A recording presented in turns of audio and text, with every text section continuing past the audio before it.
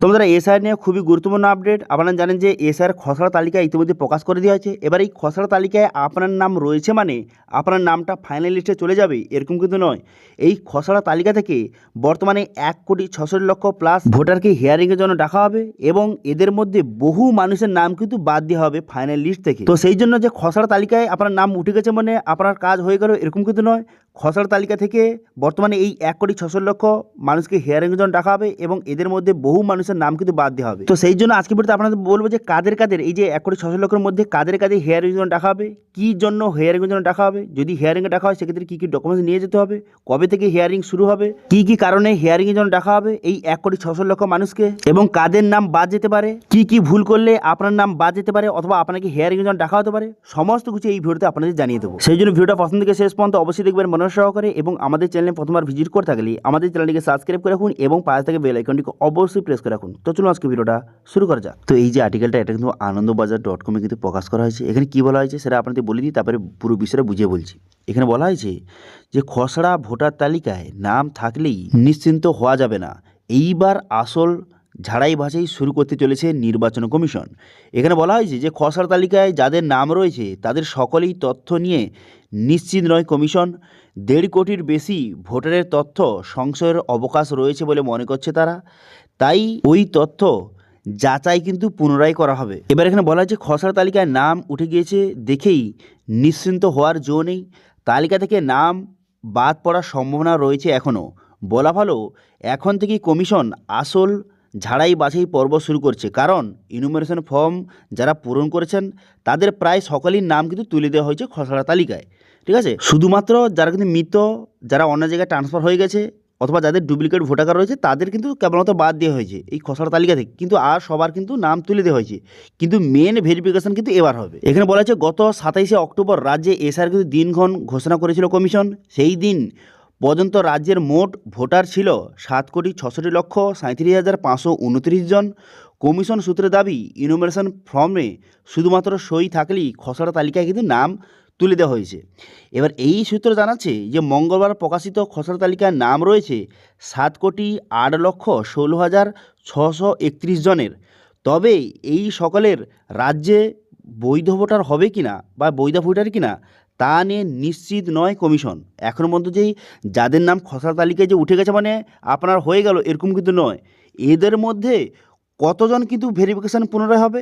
এখানে বলা হয়েছে যে এই যে বর্তমানে 7,08,16,631 জনের নাম কিন্তু যে খসড়া তালিকায় উঠেছে, এর মধ্যে 1.5 কোটির বেশি অর্থাৎ যে প্রায় 1,66,00,000 রাজ্যবাসীকে চিহ্নিত করেছে কমিশন। তারা রাজ্যের বৈধ ভোটার কিনা তা নিয়ে পুরোপুরি নিশ্চিত হতে পারছে না কমিশন। এই ভোটারদের তথ্যে সন্দেহের অবকাশ রয়েছে বলে তারা মনে করছে। প্রয়োজন অনুসারে তাদের কিন্তু কমিশনে শুনানির জন্য কিন্তু ডাকা হতে পারে। এই যে 1,66,00,000 মানুষকে, ঠিক আছে, এবার তথ্য তাদের ভেরিফিকেশন করা হবে, তথ্য যাচাই করা হবে, শুনানিতে সন্তুষ্ট না হলে তাদের নাম কিন্তু বাদ যেতে পারে। প্রথমে কমিশন সূত্রে জানা হয়েছিল যে এই ধরনের ভোটারের সংখ্যা ছিল 2 কোটির কাছাকাছি, কিন্তু পরে কমিশন সূত্রে আরও ভেরিফিকেশন করে কিছুটা কমিয়ে দেওয়া হয়েছে, বর্তমানে 1,66,00,000। ঠিক আছে, এবার কাদের শুনানিতে ডাকা হবে এবং কী কারণে ডাকা হবে। এখানে বলা হয়েছে যে এই যে 1,66,00,000-এর মধ্যে 30 লক্ষের বেশি মানুষকে অবশ্যই কিন্তু যে শুনানির জন্য ডাকা হবে, এবং বাকি যে আর মানুষগুলি থাকলো 1 কোটির বেশি মানুষ, তাদের কিন্তু প্রয়োজন অনুসারে ডাকা হতে পারে। সবাইকে ডাকা হবে না, কিন্তু প্রয়োজন অনুসারে ডাকা হবে। তবে কিন্তু 30 লক্ষ মানুষকে অবশ্যই কিন্তু ভেরিফিকেশানের জন্য কিন্তু যেতে হবে, শুনানির জন্য তাদেরকে ডাকা হবে অবশ্যই। এবার সেটা কী কারণে 30 লক্ষ মানুষকে অবশ্যই ডাকা হবে কেন, তো সেই হিসাবে এখানে বলা হয়েছে যে 30 লক্ষের নো ম্যাপিং। এই যে 30 লক্ষ মানুষ, এদের কিন্তু নো ম্যাপিং, অর্থাৎ যে ভোটার তালিকায় যে এসআইয়ের জন্য বাড়ি বাড়ি গিয়ে যে ইনুমারেশন ফর্ম বিলি করেছিল যে কমিশন, 2002 সালে একটি জায়গা কিন্তু ছিল। আপনারা জানেন যে ইনুমারেশন ফর্মের নিচে কিন্তু 2002 সালের যে ডিটেলস বসানোর জায়গা ছিল। এবার সেখানে কিন্তু যে তারা এই যে 30 লক্ষ মানুষ রয়েছে, এদের কিন্তু সেখানে কোনো রকম ডিটেলস কিন্তু মেলেনি, অথবা অনেকে কিন্তু সে 2002 সালে ঘর কিন্তু ছেড়ে দিয়েছেন, ফাঁকা রেখে দিয়েছেন, অথবা যেই সব ডিটেলস বসিয়েছেন সেগুলো কিন্তু আদৌ 2002 সালে ডিটেলসে নেই। 2002 সালে যে ভোটার তালিকায় তাদের ডিটেলস কিন্তু নেই। ঠিক আছে, এমন মানুষ কিন্তু রয়েছে 30,59,273 জন এমন কিন্তু রয়েছে, যারা কিন্তু 2002 সালে ঘরটা পূরণ করেনি, অথবা যেগুলো পূরণ করেছেন সেগুলো কিন্তু বৈধ নয়। সেই জন্য এই 30 লক্ষ প্লাস মানুষকে কিন্তু যে শুনানির জন্য ডাকা হবে, ঠিক আছে। এখানে বলা আছে তাদের সকলে কিন্তু ডাকা হবে শুনানির জন্য। এবার আর বাদ বাকি রয়েছে 1,36,00,000 যে রয়েছে, এদের এখানে বলা হয়েছে যে নো ম্যাপিং শ্রেণীভুক্ত ভোটারের পাশাপাশি এই 1 কোটির বেশি মানুষ, এদের কিন্তু সন্দেহ রয়েছে, এদেরকে কিন্তু বর্তমানে সন্দেহ রেখেছে কমিশন। এই শ্রেণীতে রয়েছেন 1,36,00,000 ভোটার, এদেরও কিন্তু নাম খসড়া তালিকা রয়েছে। তবে ইনুমারেশন ফর্মের তথ্য কিন্তু কিছু সন্দেহ লাগছে, কারণ হচ্ছে যে অনেকে কী করছে, যে অনেকে কিন্তু কোনো কারণে ডেট অফ বার্থটা ভুল লিখেছে, অথবা যে বাবার যে ডেট অফ বার্থ অথবা বাবার নামে স্পেলিং ভুল করেছে, কোনো কিছু ভুলভাল ফিল আপ করেছে, অথবা যেই ডিটেলসগুলি বসিয়েছে সেগুলো একটু নিয়ে কিন্তু সন্দেহ হচ্ছে। তো সেই জন্য এখানে বলা হয়েছে তবে যে 1,36,00,000 মধ্যে সবাইকে যে শুনানির জন্য ডাকা হবে এরকম কিন্তু নয়, এদের বিভিন্ন জনের বিভিন্ন তথ্য সন্দেহের অবকাশ রয়েছে বলে মনে করছে কমিশন। যেমন কোনো ক্ষেত্রে ভোটারের চেয়ে তার বাবা বা মায়ের মাত্র 15 বছর বড়ো, অর্থাৎ যে ভোটার রয়েছে তার থেকে তারা বাবা মা মাত্র 15 বছরের বড়ো, অথবা কোথায় তার ঠাকুরদা বা ঠাকুমার চেয়ে ভোটারের 40 বছরের ছোট নয়, ঠিক আছে। যে তার দাদু রয়েছে বা তার ঠাকুমা রয়েছে তার থেকে ভোটার সে 40 বছরের ছোট নয়, অথবা এই বয়সের ফেরাক রয়েছে আর কি। তো সেই জন্য কিন্তু এদের মধ্যে পুনরায় কিন্তু এদের ভেরিফিকেশান যে করা হবে, তবে এদের কিন্তু যে হিয়ারিং বা শুনানির জন্য ডাকা হবে এরকম কিন্তু নয়। এদের কি করা হবে তাহলে, এদের কিন্তু বাড়ি বাড়ি কিন্তু বিএলও আসবে, বিএলও এসে কিন্তু ভেরিফিকেশান করবে যে ডিটেলসগুলি বসিয়েছেন সেগুলো ঠিকঠাক আছে কি না, অথবা যেই সব ডিটেলস বসিয়েছেন সেগুলো সঠিকভাবে সেই মানুষ রয়েছে কি না, অথবা তাদের নামে যে স্পেলিং ভুল করেছে সেগুলো ঠিকঠাক হয়েছে কিনা। এবার বিএলও কিন্তু বাড়ি বাড়ি ভেরিফিকেশান আসবে। এবার বিএলও যদি সন্তুষ্ট যদি না হন, ঠিক আছে, তো সেক্ষেত্রে তাদেরকে শুনানির জন্য ডাকা হবে। কিন্তু যদি বিএলও সমস্ত ভেরিফিকেশান যদি করে ফেলে সেক্ষেত্রে কিন্তু এদেরকে শুনানির জন্য যেতে হবে না, ঠিক আছে। কিন্তু 30 লক্ষ যে ভোটার রয়েছে তাদেরকে অবশ্যই শুনানির জন্য যেতে হবে, কিন্তু আর বাদবাকি এই 1,36,00,000 এদের শুনানির জন্য যেতে হতে পারে অথবা না হতে পারে। তো বিএলও আসবে, সে ভেরিফিকেশান করবে, সে যদি সব কিছু ঠিকঠাক পায় তো সেক্ষেত্রে শুনানির জন্য যেতে হবে না, কিন্তু সে যদি সন্তুষ্ট না হয় সেক্ষেত্রে আপনাকে কিন্তু অবশ্যই শুনানির জন্য যেতে হবে। এবার অনেকে ভাবছেন যে তাহলে শুনানিটা কে করবে, এখানে বলা হয়েছে শুনানি বা এখানে ভেরিফিকেশানটা কে করবে, সেটা হচ্ছে ইআরও কিন্তু শুনানি করবে। খসড়া তালিকা প্রকাশের পর শুরু হয়ে গেছে এসআইআর পরবর্তী ধাপের কাজ কিন্তু শুরু হয়ে গেছে, শুনানি পর্বে প্রস্তুত শুরু হয়ে গেছে। যাদের শুনানিতে ডাক পড়বে আগামী কয়েকদিনের মধ্যে বাড়ি বাড়ি কিন্তু নোটিশ দিয়ে ধরাবেন বিএলওরা।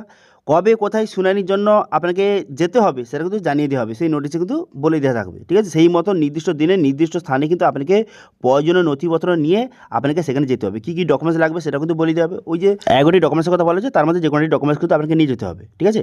এবার এখানে বলা হয়েছে যে এই শুনানির দায়িত্ব বিএলওর থাকবে না।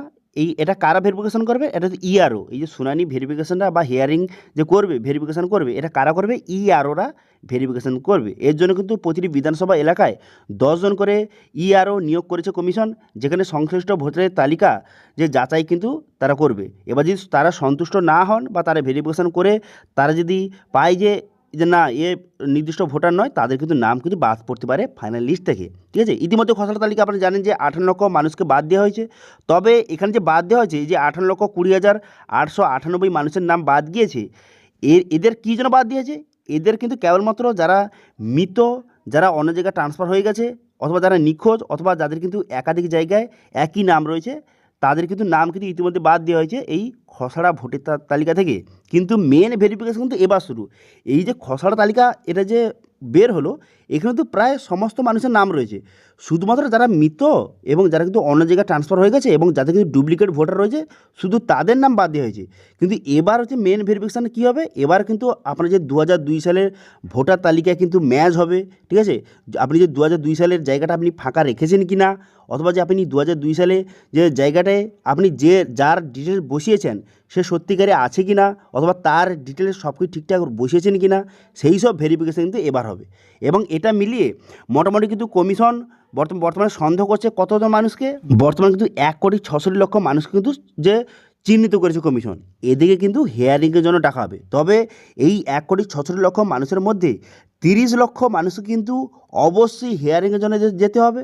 এর কারণ হচ্ছে তারা যে 2002 সালে যে জায়গাটাতে অনেকে ফিল আপ করেনি, ফাঁকা রেখেছে, এবং সঙ্গে যেই ডিটেলসটা তারা বসিয়েছেন সেই ডিটেলসটা কিন্তু সম্পূর্ণ ভুল বসিয়েছেন, ঠিক আছে। সেই জন্য 1,66,00,000 মধ্যে 30 লক্ষকে অবশ্যই হিয়ারিংয়ের জন্য যেতে হবে। কিন্তু আর বাদবাকি যে 1,36,00,000 থাকলো তাদের সবাইকে কিন্তু যে হিয়ারিংয়ের জন্য যেতে হবে না, তাদের বাড়িতে প্রথম বিএলও আসবে। বিএলও আসার পর আপনি যে ডিটেলসগুলি বসিয়েছেন, কোনো নেমের স্পেলিং ভুল করেছেন অথবা ছোটোখাটো ভুল করেছেন, সেক্ষেত্রে বিএলও আসবে, সেগুলো ভেরিফিকেশন করবে। এবার যদি বিএলও সন্তুষ্ট হয়ে যায়, ব্যাস, তাহলে আপনাকে যেতে হবে না, আপনাকে হিয়ারিংয়ে যেতে হবে না। কিন্তু যদি বিএলও সন্তুষ্ট না হয়, তো সেক্ষেত্রে কিন্তু আপনাকে হিয়ারিংয়ের জন্য আপনাকে যেতে হবে, ঠিক আছে। এবং কিছুদিনের মধ্যে যে একটি হিয়ারিংয়ের নোটিশ কিন্তু আপনার বাড়িতে চলে আসবে। এবার হিয়ারিংয়ের নোটিশ যদি আপনার বাড়িতে আসে, সেক্ষেত্রে আপনাকে হিয়ারিং জন্য কিন্তু আপনাকে যেতে হবে, শুনানির জন্য আপনাকে অবশ্যই যেতে হবে, ঠিক আছে। তো বিষয়টা আপনারা বুঝতে পারলেন। বর্তমানে যে খসড়া তালিকায় আপনার নাম উঠে গেছে মানে যে আপনার নাম ফাইনাল লিস্টে চলে যাবে, এরকম কিন্তু নয়। এর মধ্যে 1,66,00,000 মানুষের কিন্তু ইতিমধ্যে চিহ্নিত করেছে। এদের কিন্তু পুনরায় ভেরিফিকেশান হবে, এদের কিন্তু হিয়ারিংয়ের জন্য ডাকা হবে। তারপর সব কিছু ভেরিফিকেশান হয়ে যাওয়ার পর এদের মধ্যে অনেক মানুষের নাম কিন্তু ফাইনাল লিস্ট থেকে বাদ দেওয়া হতে পারে। তো সেই জন্য আজকে ভিডিওতে আপনারা জানিয়ে দিলাম যে কাদের কাদের হিয়ারিংয়ের জন্য ডাকা হতে পারে, কতজন মানুষকে হিয়ারিংয়ের জন্য ডাকা হতে পারে, এবং হিয়ারিংয়ের জন্য কেন ডাকা হবে, কী কী কারণের জন্য হিয়ারিংয়ে ডাকা হবে সেটাও কিন্তু জানিয়ে দিলাম। এবার যে হিয়ারিংয়ের জন্য ডাকা হয় সেক্ষেত্রে কী কী ডকুমেন্টস নিয়ে যেতে হবে সেটাও কিন্তু আপনারা জানিয়ে দিলাম, যে 11টি ডকুমেন্টসের কথা বলা হয়েছে। সেই ডকুমেন্টসের মধ্যে যে কোনো ডকুমেন্টস আপনাকে নিয়ে যেতে হবে, ঠিক আছে। এবার হিয়ারিংয়ের জন্য কবে ডাকা হবে, তো যখন কিন্তু নোটিশটা দেবে আপনাকে হিয়ারিংয়ের নোটিশ, সেখানে লেখা থাকবে যে কবে কোথায় আপনাকে কী কী ডকুমেন্টস নিয়ে সেখানে যেতে হবে, সেটা কিন্তু লেখা থাকবে সেই নোটিশে। সেই হিসাবে আপনাকে যেতে হবে হিয়ারিংয়ের জন্য। তো এটা ছিল আজকে আপডেট। ভিডিও ভালো হয়ে থাকলে ভিডিওকে লাইক করে দেবেন এবং ভিডিও কিন্তু বন্ধুর সঙ্গে শেয়ার করে দেবেন। এবং আমাদের চ্যানেলে প্রথমবার ভিজিট করে থাকলে আমাদের চ্যানেলটিকে সাবস্ক্রাইব করে রাখুন এবং পাশে থেকে বেল আইকনটিকে অবশ্যই প্রেস করে রাখুন। আজকে ভিডিওটা এই পর্যন্ত, দেখা আছে নেক্সট ভিডিওতে। Thank you.